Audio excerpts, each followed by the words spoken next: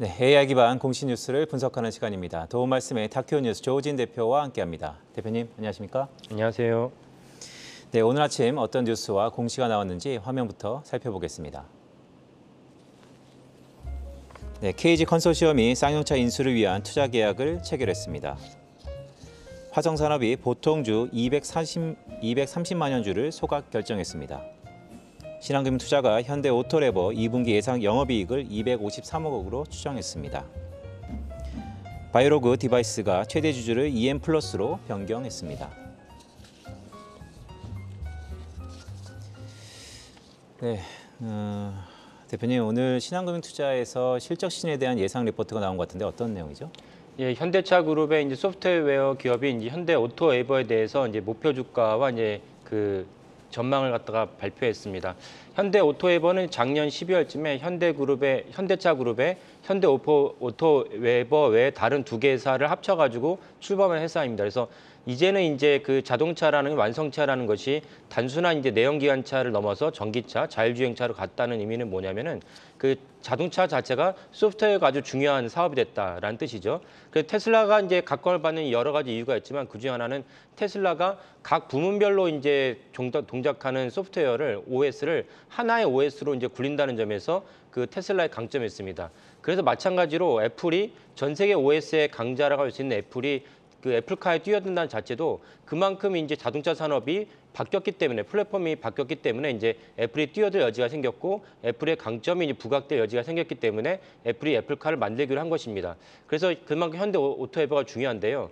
현대오토에버가 그 실적을 잠시 보시면은 과거의 실적은 매출 대비 영업이익과 그 순이익이 소프트웨어 기업치고는 낮습니다. 여기 보시면 되지만 2분기에는 아주 높았다가 전체적으로 매출이 5,146억인데 높았다 할지라도 작년 2분기에도 순이익이 230억밖에 되지 않습니다. 이것은 이제 비슷한데요. 이 말은 무엇이냐면은 현대오토에버가 아까 말씀드린 대로 현대차 그룹의 소프트웨어 전체 기업인데도 불구하고 사실은 그 현대오토에버의 가장 큰 고객사를 할 수 있는 기아차나 현대차에 대해서 충분한 이제 그 영업이익을 받지 못했다는 뜻이죠. 그러니까 아무래도 계열사다 보니까 정확한 영업이익을 갖다가 제대로 못 받았다 이렇게 이해할 수 있습니다. 근데 이제는 현대오토에버가 아까 말씀드린 자동차 분야에서 소프트웨어가 점점 강화되고 있기 때문에 현대오토에버의 매출액과 영업이익 상단이 모두 다 그 올라갈 것으로 전망이 됩니다. 특별히 여기서 주목해야 될 점은 무엇이냐면 현대오토에버의 그 주주 구성을 보면은 물론 현대차랑 기아차가 있습니다. 근데 개인으로 가장 최대 주주가 이제 정의선 회장입니다. 정의선 회장이 7% 넘는 주주를 갖고 있는데요. 그 현대차 그룹은 이제 기존의 10대 재벌 중에서 유일하게 이제 순환 출자를 갖다 해소하지 못한 기업입니다. 그래서 문재인 정부 초기에 순환 출자를 해소하려고 했는데 막혔죠. 그래서 언젠가는 순환 출자를 해소해야 된다면 정의선 회장이 갖고 있던 정의선 회장의 지분이 높은 현대오토에버가 어떤 식으로든 중요한 역할을 할 것으로 전망이 됩니다. 그렇다면 현대오토에버의 기업 가치를 높일 것이고 기업 가치 높인 만큼 정의선 회장의 자산이 올라가기 때문에 이런 맥락으로 또 주목해 보시면 좋겠습니다.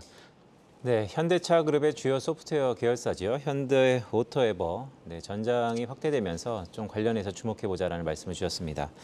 자, 대표님 두 번째 공시는 쌍용차 얘기네요. 어떤 내용이죠? 그 쌍용차가 어제 서울 그 회생법원이 최종적으로 이제 쌍용차를 매각을 하기 위해서 후보로 나섰던 이제 쌍방울 그룹과 그다음에 이제 KG 컨소시엄 중에서 KG 컨소시엄에 손을 들어줬습니다. 그래서 그걸 어제 이제 일단락이 된 거고요. 공시는 이제 KG 컨소시엄에 나오지 않았고 당연히 KG 그룹에 관련된 뭐 KG 케미칼, KG ETN, 그다음에 KG 이니시스 등이 이제 일제히 공시를 했습니다. 쌍용차 인수를 위해서 투자 계획을 체결했다는 공시입니다. 그 금액은 뭐 한 5천억 정도의 현금을 갖다 조달을 하고 그다음에 운영 비용으로까지 합치면 1조가 넘는 그 운영 비용을 갖다가 전망을 하고 있습니다. 그 KG 컨소시엄의 쌍용차 인수를 하게 된다면 KG 컨소시엄 자체는 이제 회사가 또 한 번의 중요한 모멘텀이 KG 그룹 자체가 모멘텀이 발생할 거로 여겨지는데 그 KG 그룹은 이제 경기화학의 약자로 KG로 출시된 것. 출발한 것입니다. 그래서 경기화학에서 그 다음에 이제 KG 케미칼로 바뀐 다음에 KG 이니시스, KG 모빌리언스로 이제 확대했다가 KG 스틸까지 이제 인수를 했습니다. KG 스틸이 이제 과거에 동부 스틸이었죠. 근데 동부 스틸, 동부제철을 인수하면서 아니 과거에 그 제조업적으로 별로 이렇게 그 이력이 없는 KG 그룹이 과연 이제 제철을 잘 인수할 수 있겠냐는데 인수를 한 다음에 경영 정상을 잘 했습니다. 이에 따라서 이제 KG 그룹 입장에서는 M&A에 자신감이 붙었다고 봐야죠. 그래서 KG그룹 M&A에 자신감이 붙었는데 여기에 이제 쌍용차까지 인수를 한다면 KG그룹 입장에서는 기존에 인수했던 KG스틸과 맞물려서 시너지 효과도 낼 수 있고, 근데 작은 면에서는 KG ETS가 최근에 이제 KG ETS의 그 폐기물 환경 부문을 갖다 매각을 했습니다. 매각을 해서 약 5천억 정도의 현금이 들어오기 때문에 전체적으로 캐시플로우에 큰 문제가 없다. 이런 점을 회상법원도 이제 감안해서 그 KG그룹의 손을 들었다 이해가 됩니다. 그러면 근본적으로 쌍용차 그룹이 과연 정상화될 수 있냐 이런 맥락을 봐야 되는데, 쌍용차 그룹은 뭐 아시겠지만 이제 한 2년, 3년 정도 꾸준하게 이제 그 실질적인 경영 정상화가 이루어지지 않았습니다.